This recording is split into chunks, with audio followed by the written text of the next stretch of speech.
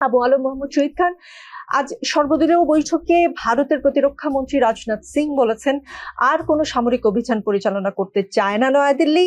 ওদিকে ভারতের হামলায় বেসামরিক লোক নিহত হওয়ার বদলা নেওয়ার ঘোষণা দিয়েছেন পাকিস্তান প্রধানমন্ত্রী শাহবাজ শরীফ।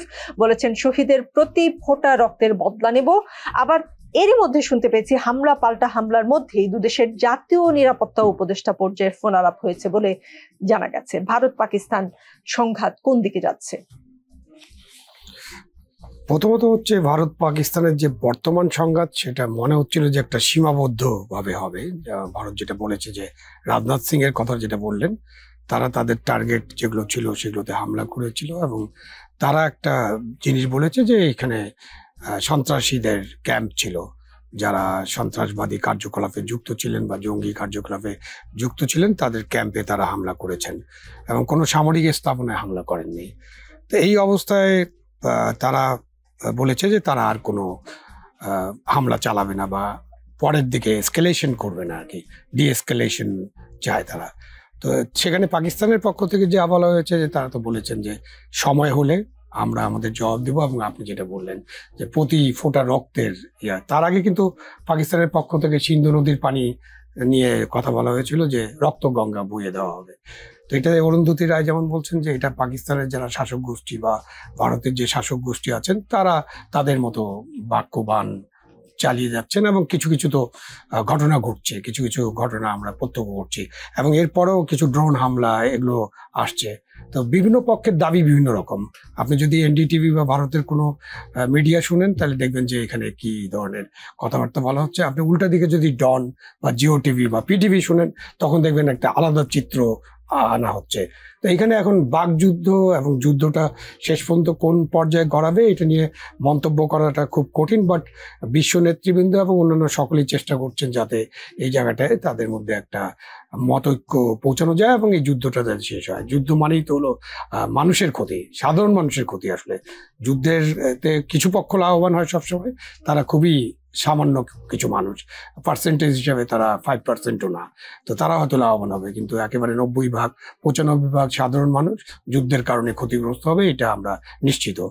দ্রব্যমূল্য বেড়ে যাবে, প্রাণহানি ঘটবে, এবং যাদের প্রাণহানি ঘটবে তাদের পরিবার পরিজন অনেক কষ্ট পাবেন, এবং একদম সারা বিশ্বব্যাপী তো যুদ্ধ তো কয়েক জায়গায় চলছে, এটা তো নতুন হলো। আপনি ইউক্রেন এবং রাশিয়ার যুদ্ধ চলছে, বেশ 2 বছর পার হয়ে গেল। আপনার গাজাতে যুদ্ধ চলছে, এবং আরো কিছু কিছু জায়গায় নিজেদের মধ্যে যুদ্ধ, নিজেদের মধ্যে বিবাদ, এটা তো আছেই। পাকিস্তান ভারতের মধ্যে যে যুদ্ধ, সেই যুদ্ধের ফলে বাংলাদেশ হিসাবে আমরা ক্ষতিগ্রস্ত হওয়ার সম্ভাবনা আছে।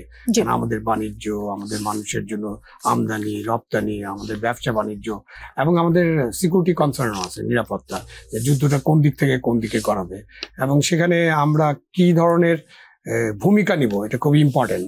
সরকারের ভূমিকা কি, জনগণের ভূমিকা কি, এবং যারা কথাবার্তা বলেন তারা কি ধরনের কথাবার্তা বলছেন, তারা আমাদের দিকে কিছু টেনে আনার চেষ্টা করছেন কিনা, এটার উপর অনেক কিছু নির্ভর করবে।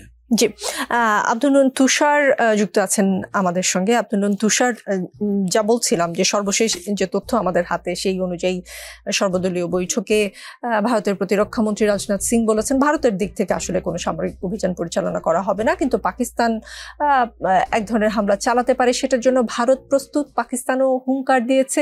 আবার এরই মধ্যে হামলা পাল্টা হামলার মধ্যে আসলে দুই দেশের জাতীয় নিরাপত্তা উপদেষ্টা পরিষদ পর্যায়ে ফোন আলাপ হয়েছে। কোন দিকে যাবে বলে আপনার মনে হয়? আর কি বাড়বে এই যুদ্ধটা, নাকি এখন বাকযুদ্ধই আসলে পরবর্তী যুদ্ধ হবে? আমার ধারণা এটা থেকে থেকে চলতে থাকবে। কিছুদিন পর পর এক এক পক্ষ আরেক পক্ষের উপরে নানান ভাবে আক্রমণ করবে। আক্রমণ যে সবসময় কনভেনশনাল আক্রমণ হবে সেটা নাও হতে পারে।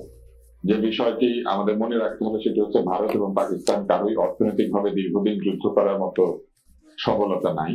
দুটি দেশই অর্থনৈতিকভাবে অতটা শক্তিশালী নয় যে দীর্ঘদিন তারা যুদ্ধ করতে পারবে।